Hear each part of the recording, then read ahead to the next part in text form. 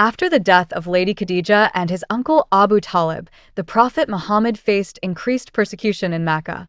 He lost his strongest support and protection, prompting him to travel to Taif, hoping its people might accept Islam. The Prophet set out on foot with Zayd ibn Haritha, filled with hope. Upon arriving in Taif, he approached its leaders, inviting them to worship Allah alone and abandon idol worship. But the response was harsh and painful. Not only did they reject his message, but they incited their servants and street boys to mock him and drive him out of the city. They hurled stones at him until his feet bled. Zayd tried to shield him, but was wounded too. Imagine the Prophet walking out of Taif, his body wounded, his heart heavy with sorrow, yet his tongue still remembered Allah. This was a timeless lesson in patience and steadfastness. Seeking rest, the Prophet sat under a tree in a nearby orchard. In his pain, he raised his hands to the heavens and prayed, "O Allah, to you I complain of my weakness, my lack of resources, and my humiliation before the people."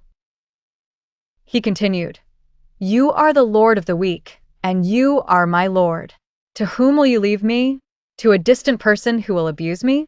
Or to an enemy whom you have given power over me? If you are not angry with me, I do not care."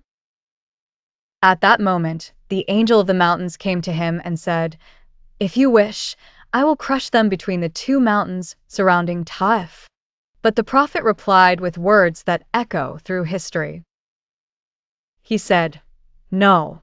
I hope that Allah will bring forth from their descendants people who will worship him alone and not associate anything with him." Thus, the Day of Blood became a day of mercy. This day showed the world that forgiveness can be greater than revenge, and true faith is built upon patience, compassion, and trust in Allah's plan. Lesson: the Prophet's encounter with the people of Taif is not just a historical story, it is a lifelong lesson in patience, mercy, and hope.